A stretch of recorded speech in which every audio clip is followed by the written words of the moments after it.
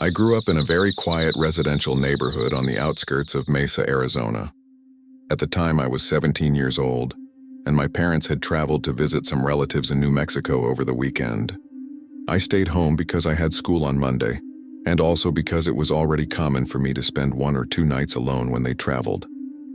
Our house was one of those typical suburban homes with a backyard enclosed by a tall concrete wall. At the back of the yard, there was a small covered barbecue area, with a low wooden roof attached to the wall of the house. From the second floor, you could see almost the entire backyard from the window of my bedroom. That night, I stayed up late playing on the computer and watching some videos. It must have been close to 2 in the morning when I finally decided to go to sleep. The house was completely silent. That kind of silence that only happens in suburban neighborhoods in the middle of the night. Before turning off the light, I remember quickly looking out the bedroom window. The backyard was dark, lit only by a faint light coming from the neighbor's house next door. There was nothing strange outside. I partially closed the curtain, lay down on the bed, and spent a few minutes looking at my phone before trying to sleep. Sometime later, already half asleep, I heard a faint noise coming from outside the house. At first, I thought it was just some normal sound from the structure of the house, or maybe the wind hitting something. But a few seconds later, I heard it again, this time more clearly. It was the sound of light footsteps on wood. It didn't seem to be coming from the main roof of the house. It sounded like it was coming from the covered barbecue area in the backyard. That cover had a lower roof, and from where I was, I could hear anything happening on top of it. My first reaction was to think it was some animal.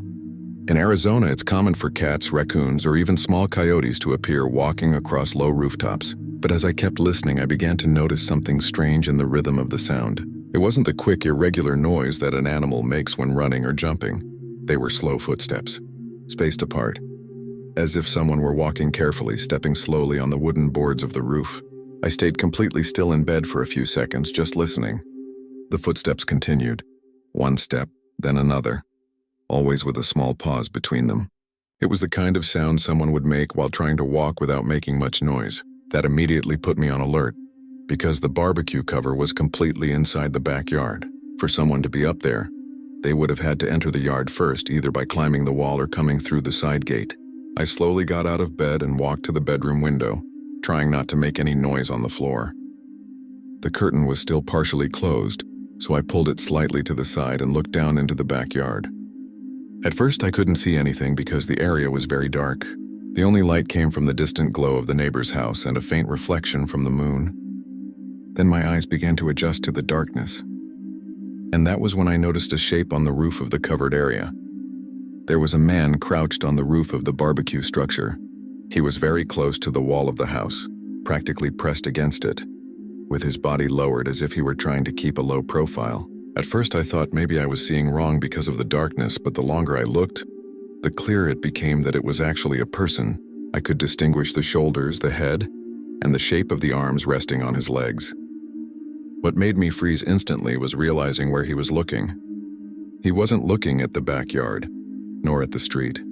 He was looking directly at the house, more specifically at the lower part of the wall, where the back door that led into the kitchen was located. And at that moment, when I pulled the curtain slightly higher, his head lifted a few centimeters, and I had a very clear feeling that he was looking directly at my bedroom window. I froze behind the curtain for a few seconds. My first instinct was to crouch down immediately so I wouldn't be seen. My heart started beating very fast, and I tried to breathe as quietly as possible. Even so, after a few seconds, I slowly lifted my eyes again to look through the gap in the curtain. The man was still in the same place, crouched on the roof of the covered area. Now I could see his silhouette a little better because my eyes had already adjusted more to the darkness. He seemed to be wearing some kind of dark hoodie with a hood or a thicker jacket. His body was still leaning forward as if he were balancing on the balls of his feet. The strangest thing was that he barely moved. He just remained there, completely still, looking toward the house. I stood there watching for several minutes that felt much longer than they actually were. During that entire time, the man barely moved. Sometimes he slightly adjusted the position of his feet or leaned his body a little, but he never left that spot on the roof. He kept facing the house exactly in the direction of the back door. That started giving me a very bad feeling because it seemed like he was waiting for something. At that moment, I thought about calling my parents or even the police, but I was also afraid of making any noise inside the house that might draw his attention. So I stayed in my room. occasionally looking through the gap in the curtain. After a few minutes, he finally moved for real. First, he slowly stood up from the crouched position. Then he took 2 very careful steps across the roof of the covered structure. He moved slowly toward the edge of the roof, still looking in the direction of the house. I followed every movement from the bedroom window, trying not to make any noise. When he reached the edge, he crouched down again and stayed there for a few seconds. It looked like he was listening to something or simply observing the backyard more carefully. Then he climbed down from the roof. It wasn't a big drop because the structure wasn't very high, maybe a little more than 2 meters from the ground. Even so, he did it very carefully, first holding onto the edge with his hands and then lowering himself quietly to the ground in the backyard. When his feet touched the grass, he remained crouched for a moment looking around. After a few seconds, he began walking slowly across the backyard. His steps were so careful that they barely made any sound on the grass. I kept watching from the second-floor window, trying to follow every movement. He passed near the barbecue area and headed toward the side of the house, where the side gate led to the narrow passage between our house and the neighbors. When he reached the gate, he stopped again for a few seconds. He looked back toward the house one more time, as if checking whether someone had appeared at a window or opened a door. Then he slowly pushed the side gate and disappeared into the dark corridor between the houses. Within a few seconds, I could no longer see him. I stayed in my room for a long time after that. I didn't have the courage to go downstairs and check anything at that moment. I spent the rest of the night practically awake, listening for any sound coming from the backyard or the side of the house. But after he left through the side gate, I didn't hear anything else. No footsteps, no gate moving again, nothing. When morning came and sunlight began coming through the window, I finally gathered the courage to go downstairs. The first thing I did was go to the kitchen and look through the glass door that led to the backyard. In the daylight, everything looked normal. The empty backyard, the barbecue area in its usual place, nothing out of the ordinary. Even so, I went outside to look more closely at the roof of the covered structure where he had been during the night. That was when I noticed something I hadn't fully understood during the night. The exact spot where he had been crouching on the roof was directly above the back door of the house. If someone had opened that door during the night to step into the backyard, he would have been practically right above them, watching who entered or left the house. Story 2. I live in a small town in the interior of Colorado, not far from Fort Collins. It's one of those very quiet residential neighborhoods, with houses separated by gardens and wide streets where almost no traffic passes after 10 at night. At the time this happened, I worked from home reviewing documents for a legal company. That meant I often stayed up late at night finishing work on the computer. Since I lived alone, the house usually became completely silent after a certain hour. I was already used to that and had never had problems in the neighborhood. It had always been considered a safe place, the kind where neighbors know each other and the streets stay empty at night. The first time I noticed the car was by chance. It was a Tuesday night, probably around 11:30. I was working at the table in the living room, which was near the front window of the house. At one point, I looked up from the computer and glanced out the window, something I sometimes do when I need to rest my eyes. That was when I noticed a car parked on the street in front of my house. It wasn't exactly strange to see cars there, because sometimes visitors of neighbors park on the street. But by that time, it was already quite late, and the houses around were all with their lights off. The car was completely dark with no headlights or interior lights on. That first night, I didn't think much about it. I assumed maybe someone was waiting for someone from a nearby house or talking on the phone inside the car. That happens quite a lot around here. Some people stop on the street to make a call before going home. I continued working for a while longer and eventually went to bed. When I looked through the window again before going upstairs to the bedroom, the car was no longer there. So I simply forgot about it. But 2 days later, I noticed the same car again. It was almost the same time, close to 11 at night, and it was parked practically in the same spot on the street. Once again, the lights were off. No door opened, no one got out of the vehicle, and I couldn't clearly see whether someone was inside because of the darkness in the distance. I spent a few minutes looking through the window trying to notice any movement inside, but I didn't see anything. After a while, I returned to the computer and kept working. Over the next days, I started paying more attention to it. It didn't happen every night, but often enough to catch my attention. Sometimes I would get up from the desk around 10:30 or 11 at night, look through the window, and the car would be there, parked in exactly the same spot on the street, always with the lights off. always completely still. And the strangest part was that I never saw anyone get out of it. No door opening, no person walking along the sidewalk, nothing indicating that someone had parked and gone to a nearby house. After a few days, I began trying to identify the model of the car. It looked like a dark sedan, maybe dark blue or black, but the street lighting didn't help much. The nearest street lamp was a bit farther down the street, so the area in front of my house stayed relatively dark at night. I also tried looking through the side windows of the house to see if I could get a better angle, but I never managed to clearly see inside the vehicle. It was always just that dark shape sitting in the street. As the nights passed, it started bothering me more than I wanted to admit. It wasn't exactly fear at first, but a constant feeling that something wasn't quite right.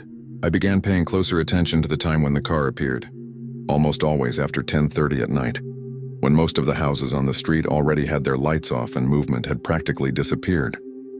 Sometimes I even tried observing discreetly for longer periods, waiting to see someone step out of the vehicle or turn on a phone, anything that showed there was someone there in a normal way, but none of that ever happened. The car remained completely still for long periods. Sometimes I would work for 20 minutes, and when I looked back out the window, it was still there. Other times after a while, it would simply disappear without me seeing the moment it left. I never heard the sound of the engine starting or the noise of tires on the street. It was as if it was there and then simply wasn't anymore. One night in particular left me more uneasy than the others. It was a Thursday, and I was working later than usual because I had to finish a project for the next day. It must have been close to midnight when I noticed the car again. This time I spent longer watching through the living room window, trying to see if there was any movement inside it. The street was completely silent. No cars passing, no dogs barking, nothing except the faint wind and the neighborhood trees. After a few minutes, I had a somewhat impulsive idea. I decided to turn off all the lights in the house so I could observe better. I thought that maybe, with the house dark, it would be easier to see inside the car without the reflection of the indoor lighting interfering with the view through the window. So I turned off the lights in the living room and the kitchen, leaving the house almost completely dark. Then I slowly walked to the front window and pulled the curtain slightly aside, leaving only a small gap to look through. When my eyes adjusted to the darkness of the street, the car was still exactly where it had been.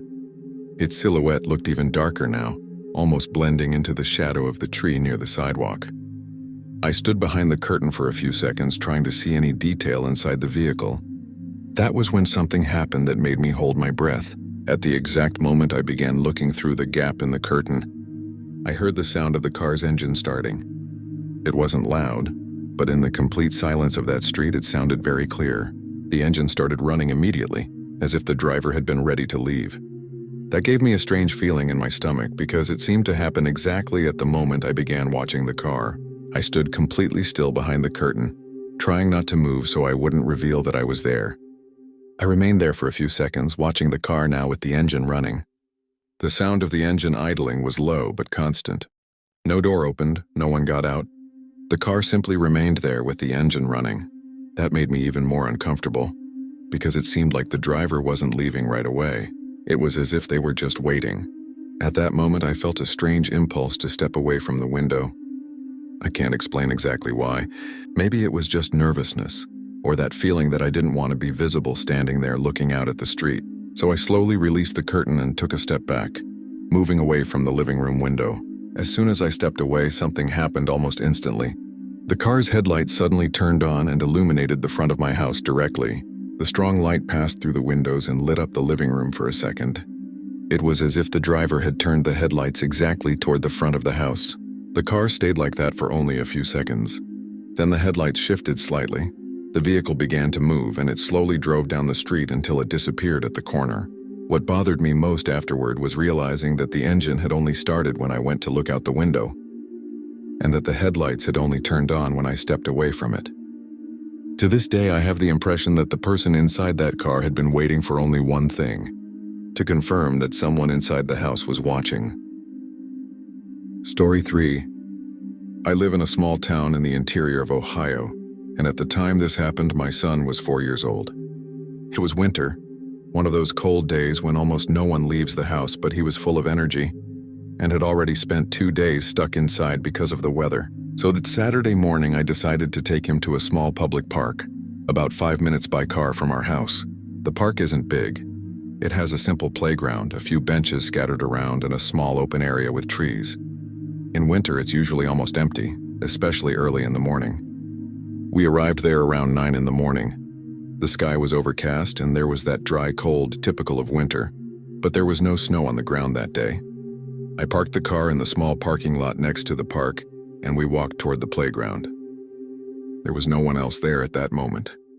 The place was completely quiet, except for the distant sound of a few cars passing on a road farther away.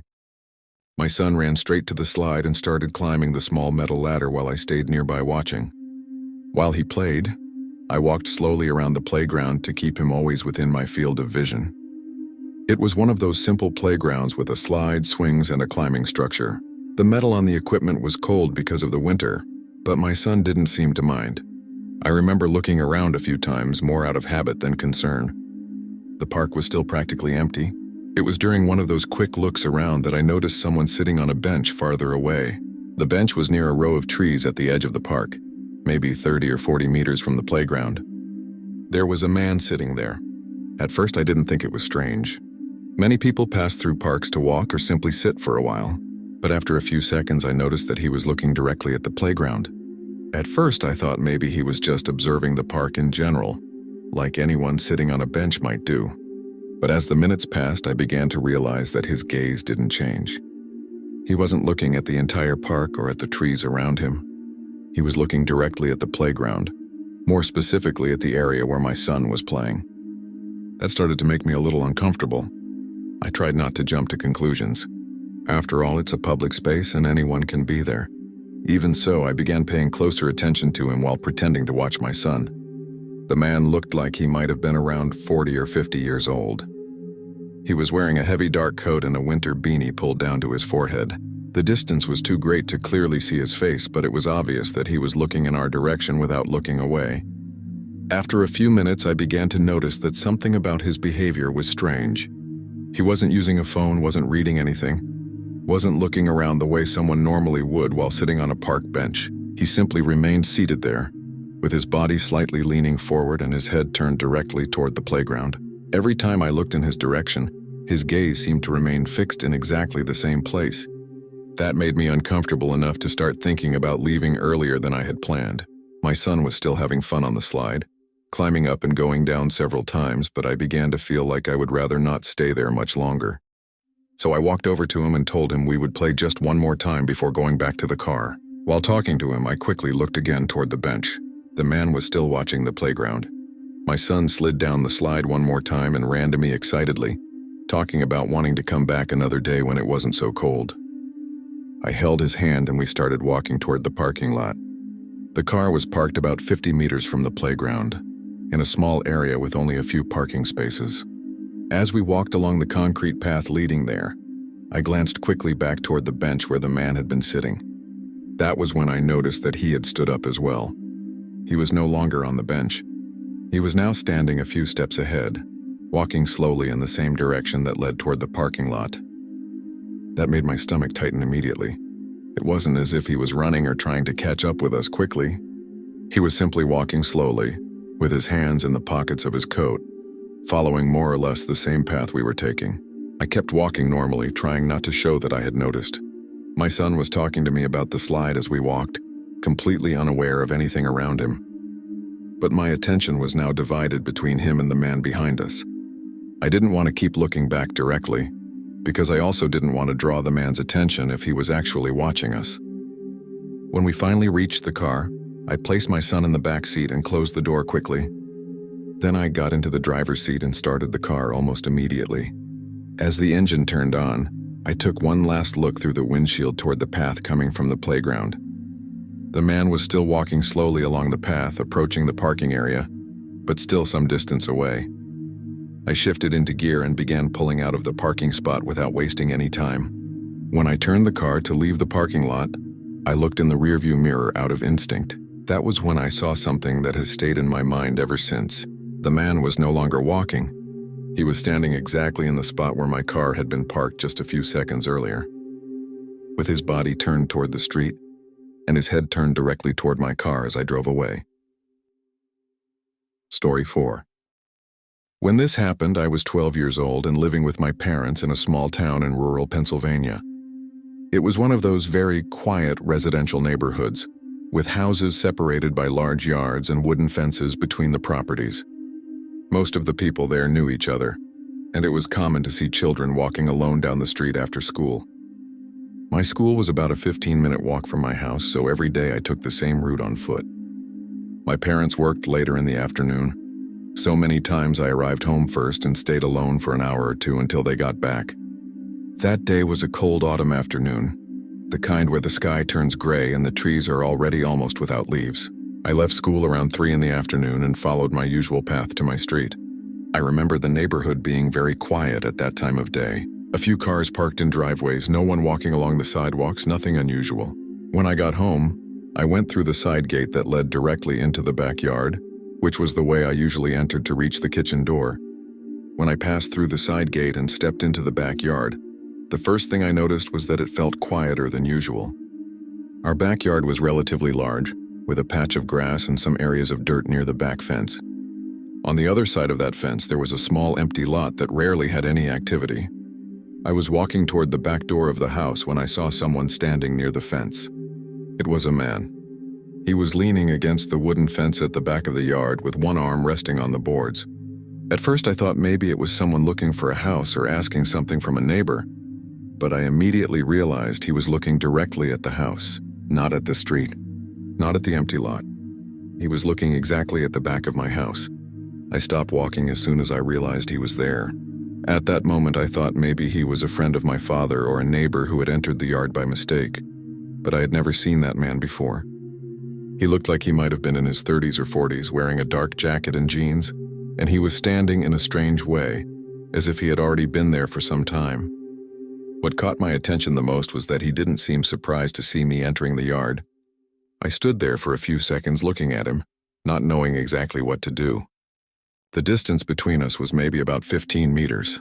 I remember feeling that uncomfortable sensation you get when you realize something isn't right, even though you can't yet explain why. So I asked, a little hesitantly, who he was and what he was doing in our backyard. He didn't move when I spoke to him. He didn't take a step forward or backward.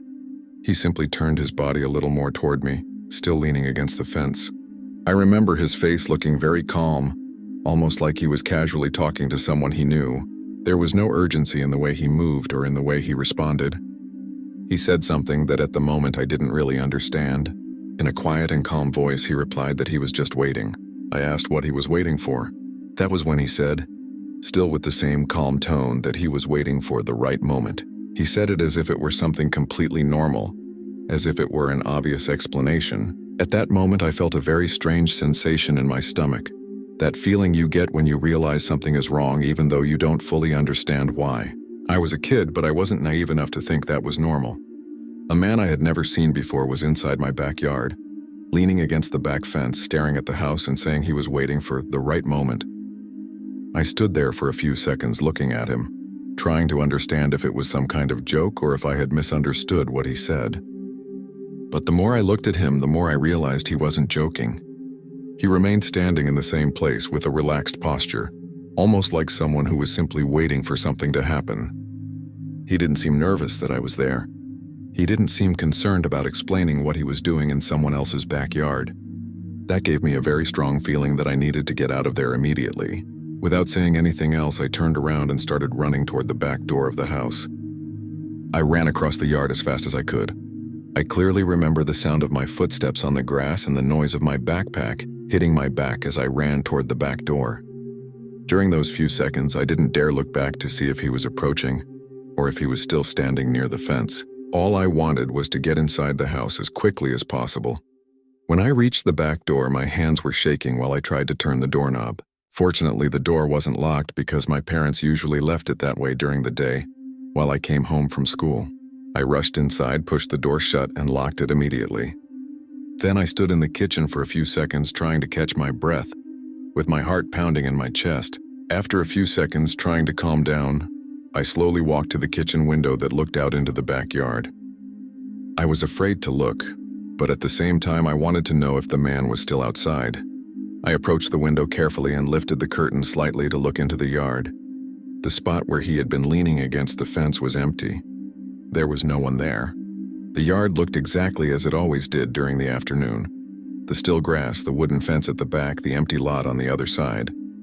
I stared for a few seconds, trying to see if he had moved to some corner of the yard or to the side passage of the house, but there was no sign of him anywhere. I spent the rest of the afternoon inside the house with all the doors locked, waiting for my parents to come home from work. When they finally arrived, I told them exactly what had happened. My father went outside to check the yard that same night, but in the darkness it was hard to see much beyond the grass and the dirt near the fence. The next morning, when the daylight was stronger, my father went back into the yard to examine the ground near the fence more carefully. That was when he found something that confirmed I hadn't imagined any of it. There were fresh footprints in the dirt at the back of the yard, starting near the fence and following exactly along the path that led to the back door of the house. Story 5. When this happened, I was in my second year of college and living in an old apartment building on the north side of Chicago. It was one of those older buildings, probably built in the 60s or 70s, with long hallways, somewhat dim lighting, and a single elevator that sometimes made strange noises as it went up. Many students lived there because it was relatively close to the university, and the rent was cheaper than in other parts of the city. During exam week, I used to spend hours studying at the campus library, so it was common for me to return to the building very late at night. That specific night, it must have been almost midnight when I arrived. The street was quiet, that kind of silence that sometimes happens in Chicago when the activity drops significantly after a certain hour. I entered the building using my key and walked to the small lobby where the elevator was located. The place was empty. The fluorescent lights on the ceiling gave a slightly yellow tone to the corridor, and there was no one else waiting there. I pressed the elevator button and stood there for a few seconds, looking at the metal doors while listening to the sound of the mechanism coming down from some floor above. When the elevator arrived, the doors opened slowly with that typical metallic noise of an old building. I glanced quickly inside before stepping in, more out of habit than concern, and saw that it was completely empty. I stepped inside and pressed the button for my floor, which was the 5th. The doors began closing slowly, as they always did. It was exactly when the doors were almost closed that something happened. A hand suddenly appeared between them, triggering the sensor and stopping their movement. The doors opened again and a man quickly stepped into the elevator. That caught me off guard because I hadn't seen anyone in the lobby just a few seconds earlier. He entered without saying anything and stood near the door. As soon as he got in, the doors closed again and the elevator began going up. I stood near the panel of buttons, holding my backpack with the books from the library. The man leaned against the opposite wall, facing the door. At first, I didn't think much about it. In buildings with only one elevator, it's normal for someone else to get in at the last second. But a few seconds later, I noticed something that started to make me uncomfortable. He hadn't pressed any button. I glanced quickly at the panel to be sure.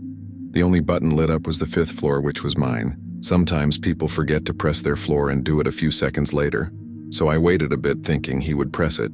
But the elevator kept going up, and he didn't move. The silence inside the elevator started to feel strange after a few seconds. The only sounds were the low hum of the motor and the faint metallic creaking the elevator made as it passed each floor. I looked again at the panel, expecting to see his hand reach out to press a button, but he remained completely still. That was when I looked at him more directly for the first time. He was a man maybe in his 30s or 40s, wearing a dark coat and jeans. He didn't look like someone I recognized from the building, but it also wasn't unusual to see new people coming and going. Even so, something about the fact that he hadn't pressed any buttons started bothering me.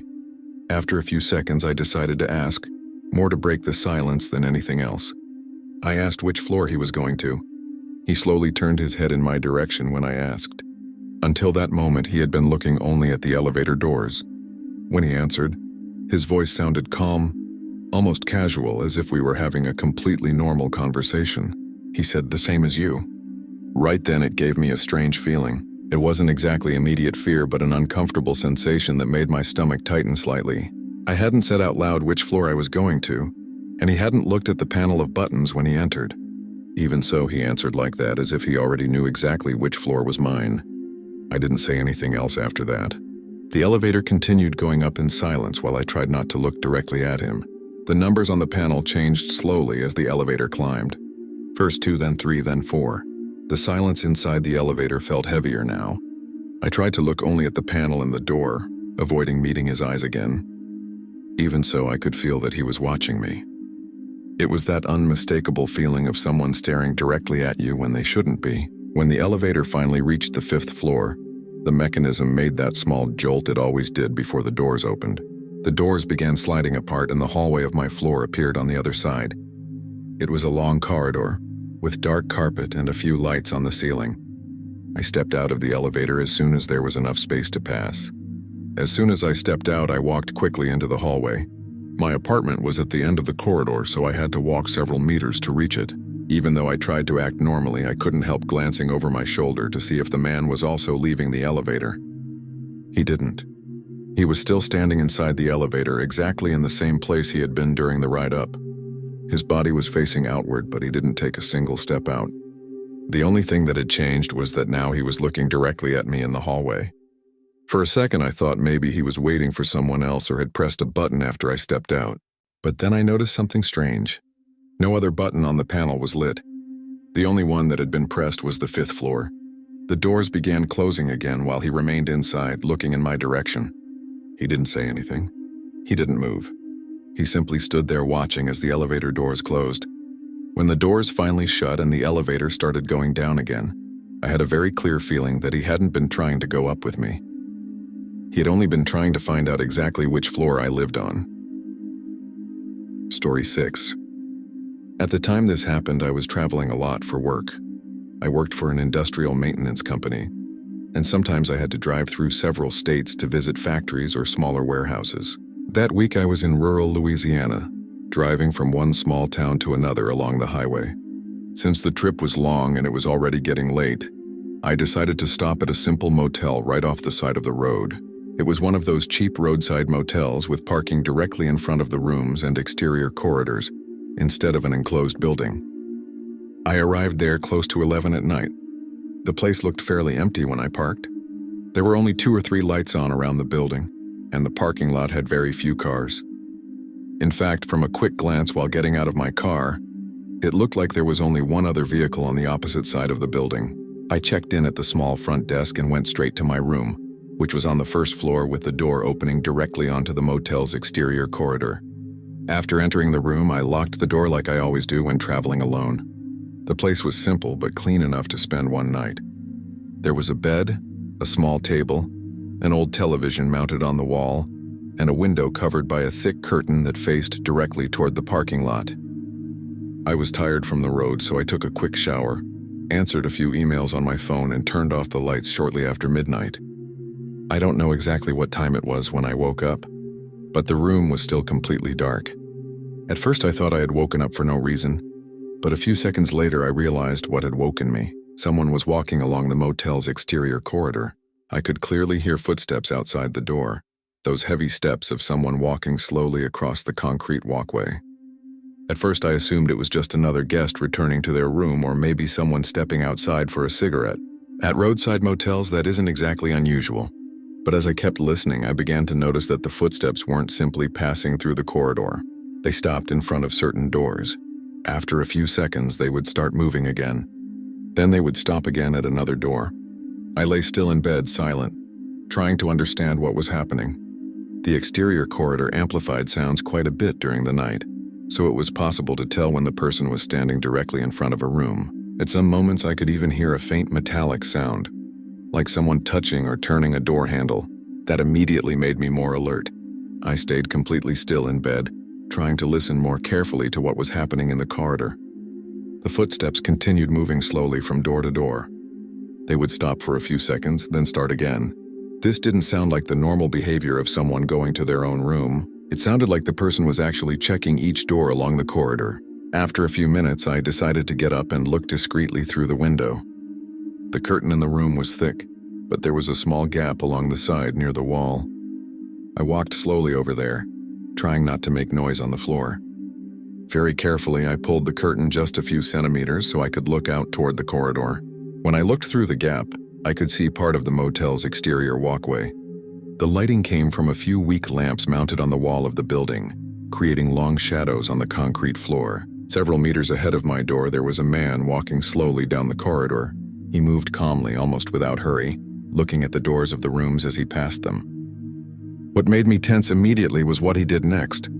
He stopped in front of one of the doors and extended his hand to the handle. He slowly turned the handle as if testing whether the door was locked.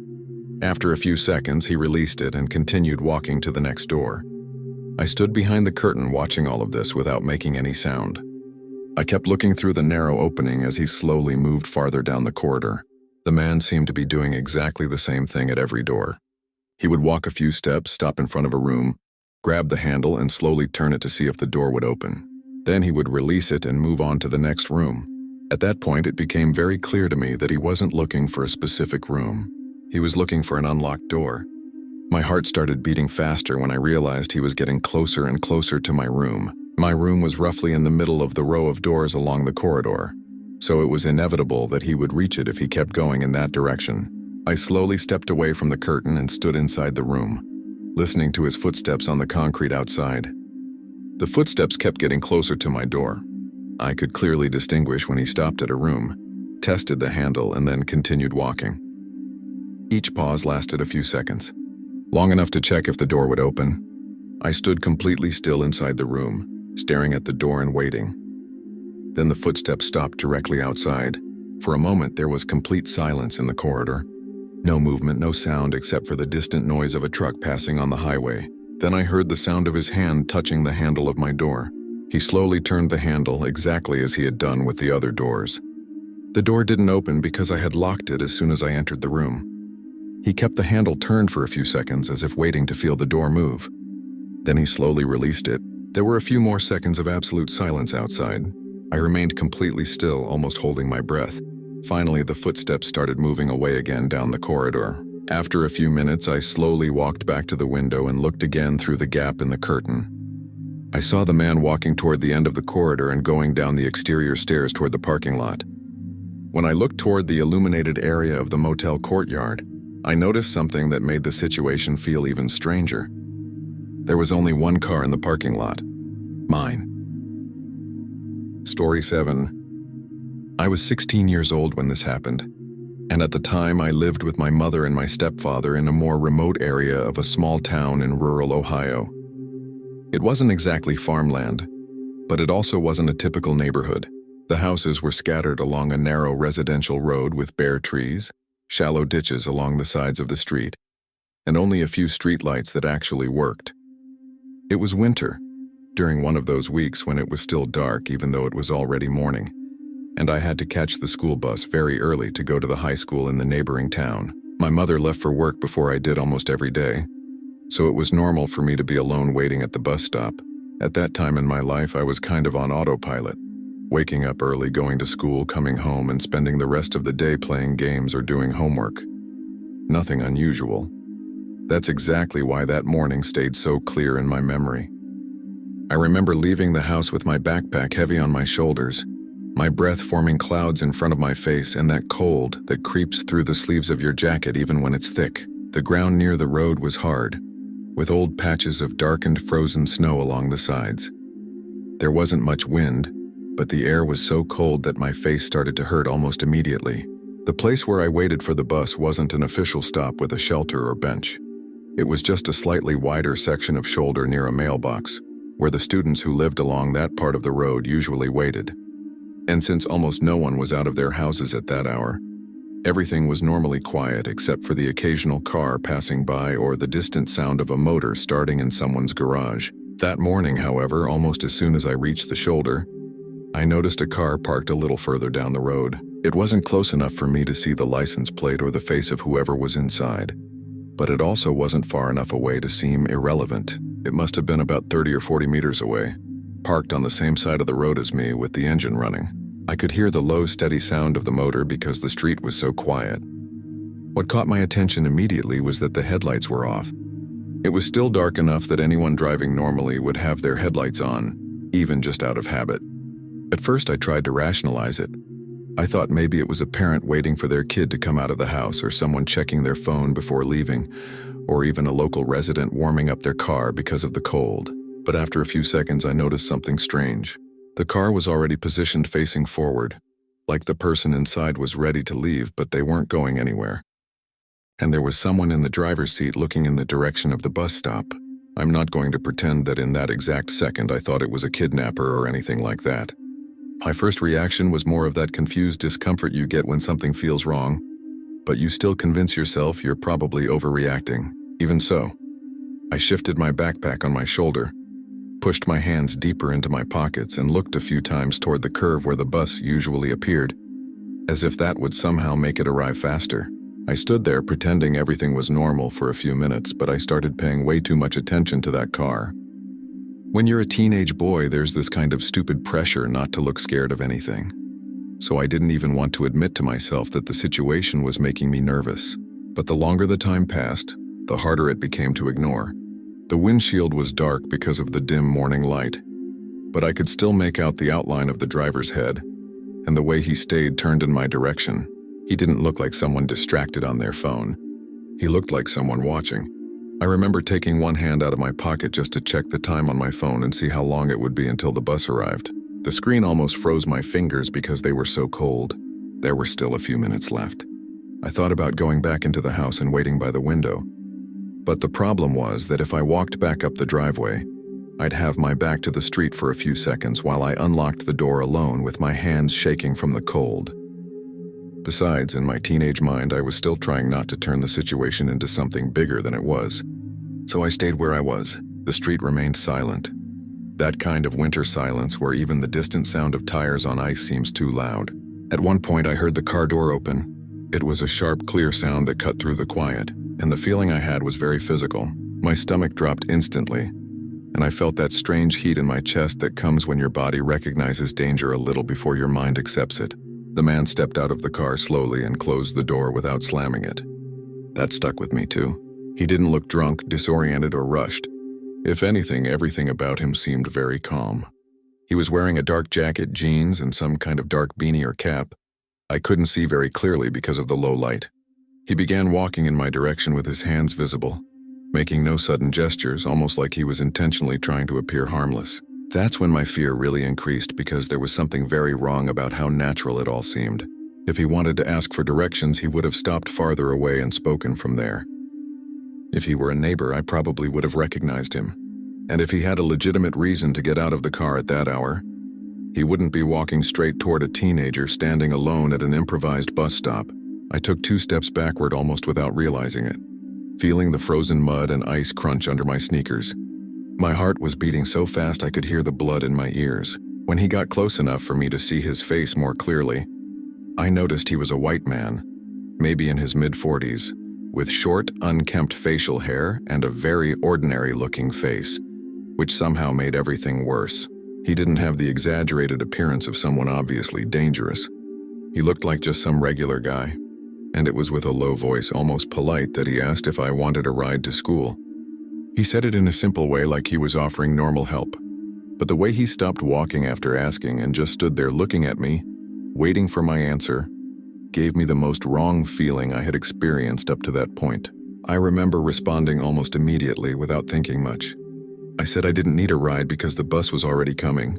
My voice sounded a little strange, faster than usual, and I felt my throat dry from the cold and the nerves. I didn't look directly into his eyes for long. Instead, I kept alternating between looking at him and looking toward the curve in the road as if the bus might appear at any moment. The man didn't insist. That was another thing that stuck with me. He simply stood there for a few seconds, looking at me with a neutral expression like he was evaluating something. It wasn't anger. It wasn't frustration. It was more like he was deciding something. After that, he just gave a small nod, turned his body, and began walking back toward the car. He didn't say anything else. No comment, no attempt to persuade me. He just walked back at the same calm pace he had approached with. I stayed standing there, feeling my hands sweating inside my gloves and my heart still pounding. When he opened the car door again, the sound seemed even louder in the silence of the street. He got in, closed the door, and a few seconds later the car started moving. He didn't accelerate quickly. He pulled away slowly, like someone who had simply decided to continue on their way. The car passed by me slowly as it continued down the road toward the end of the block. I tried to discreetly look at the license plate, but the back of the car was dirty with road salt and frozen mud, so I couldn't read the numbers clearly. It was a dark sedan, probably older, something dark blue or black. As it passed, I felt that instinct not to turn my head completely, but also not being able to ignore it. Out of the corner of my eye, I saw that he was still looking in my direction through the rearview mirror. It lasted only a few seconds, but it stayed in my memory very clearly. The car continued to the end of the street and turned at the corner, disappearing behind the trees and houses. After it was gone, the street became completely silent again, as if nothing had happened. But I couldn't return to my normal state. I kept staring at that corner for a long time, almost expecting the car to appear again. Every distant engine sound made my body tense for a second. The cold didn't bother me as much as the feeling that something about the situation wasn't right. I remember thinking that maybe it had just been a strange guy offering a ride. Something adults sometimes do without realizing how wrong it sounds to a teenager standing alone. But even while trying to convince myself of that, the way he had watched me before getting out of the car kept replaying in my head. A few minutes later, I finally heard the sound I had been waiting for since I left the house. The heavy rumble of the school bus engine coming down the road before it even appeared around the curve. It gave me immediate relief, the kind that makes your shoulders relax without you realizing it. When the bus turned the corner and the yellow lights appeared between the bare trees along the road, I felt like someone had pressed a safety button. I picked up my backpack from the ground, because at some point I had leaned it against the mailbox and walked to the edge of the asphalt. The bus stopped with that familiar compressed air sound of the doors opening. Warm air rushed out from inside along with the mixed smell of plastic, old seats, and the heater running. I climbed the steps still half frozen and gave a quick nod to the driver, who was the same guy who drove that route almost every day. An older man named Rick. I was starting to walk toward one of the seats when he spoke to me before closing the door. He asked if I had been alone at that stop that morning.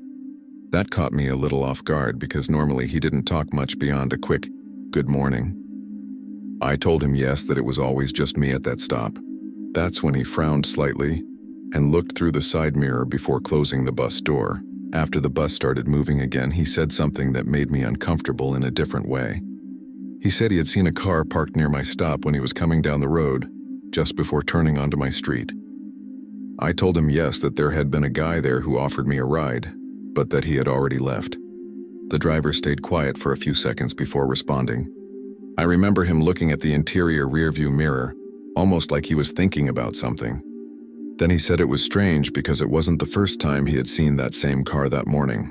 According to him, earlier when he started the route, he had passed 2 other student stops on different streets and had seen a dark sedan parked near them as well. He said that the first time he thought it was just a resident waiting for someone, but at the second stop, the car had been on another street further along the route, also with the engine running and parked near where some students usually waited. The way he said it wasn't dramatic or alarmist. It sounded more like someone piecing together something they didn't fully understand yet. Even so, a different kind of chill ran down my spine, because I immediately thought about the way the man had been watching me before stepping out of the car. I sat down in one of the middle seats of the bus, but I kept turning my head to look out the window the entire time. Part of me wanted to see if that car would appear again somewhere behind us. Another part of me was trying to act normal, because other students were talking or looking at their phones like it was just another ordinary school morning. The bus heater was blasting, and slowly my fingers began to thaw inside my gloves. Even so, I kept thinking about what the driver had said. If it had just been a coincidence, it would still have been strange, but possible. But the way he described it, the same car appearing at different student stops, made it sound like someone was following the bus route. I kept looking out the window as we passed another street where 2 brothers usually caught the bus. They were already sitting in the back that day, so that stop was empty. Even so, I kept scanning the street for that dark sedan. I didn't see anything there. But the feeling of being watched didn't go away. I remember placing my backpack on my lap and hugging it without realizing it, as if that would give me some kind of stupid protection. A few stops later, the bus slowed down again. This was one of the last residential streets before we entered the main road that led to the school. As the bus approached the curve of the street, I saw something that made my stomach tighten again. Parked on the other side of the road, near a low wooden fence, was a dark car that looked a lot like the one I had seen earlier. The engine was running because I could see a small cloud of vapor coming out of the exhaust in the cold air. The headlights were also off, even though it was still dark enough that most cars would normally have their lights on. The bus driver noticed it at the same time I did. I could tell because he leaned forward slightly, looking through the windshield more carefully. As we slowly passed that spot, I tried to discreetly look inside the car. I couldn't clearly see the driver's face, but the silhouette in the driver's seat looked the same as before. A man sitting still, his body slightly turned toward the street. He didn't make any gesture. He didn't turn on the headlights. He didn't try to follow the bus at that moment. He just stayed there while the bus continued its route, and for some reason that was even more disturbing than if he had done something obvious. After we passed that car, the driver didn't say anything for a few minutes. The bus entered the main road, where there was already a little more traffic from people heading to work. Even so, the atmosphere inside the bus felt different to me. I kept looking through the rear window whenever I could, trying to see if that sedan had turned onto the road behind us. I didn't see anything during the first few miles. Some students were laughing in the back. Others were half asleep leaning against the windows. For them it was just another cold winter morning, but my mind wouldn't stop racing. I kept remembering the moment the man stepped out of the car and started walking toward me. The calm way he moved, the way he spoke as if it were completely normal, and then remembering the driver saying that the same car had appeared at other stops along the route. At one point, the driver looked in the mirror and asked again what the man who spoke to me looked like. I described him as best as I could. I said he looked like he was in his 40s, had short facial hair, a dark jacket, and a beanie. He nodded slowly, but didn't say whether that matched what he had been able to see from the bus at the other stops. By the time we finally arrived near the school, the sky was beginning to lighten slightly with that gray-blue tone typical of winter mornings. The school parking lot was full of yellow buses arriving from different routes. I got off with the rest of the students and stood there for a few seconds looking at the street beyond the school gates. Part of me still expected to see that car appear again, but it never did. Classes went on normally that day, but I remember being distracted the entire time. More than once I caught myself looking out the classroom window, trying to see the parking lot or the road beyond it. After school, when I got back on the bus to go home, I paid attention to every car that passed along the road. I never saw that sedan again. Even so, for several weeks after that, I started waiting for the bus inside the garage and only stepped outside when I saw it turning the corner of the street. To this day, when I think about that morning, what bothers me most isn't just the man offering me a ride.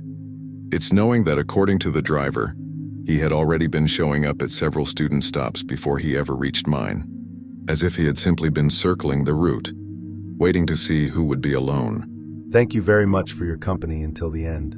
Your support is what gives life to this channel.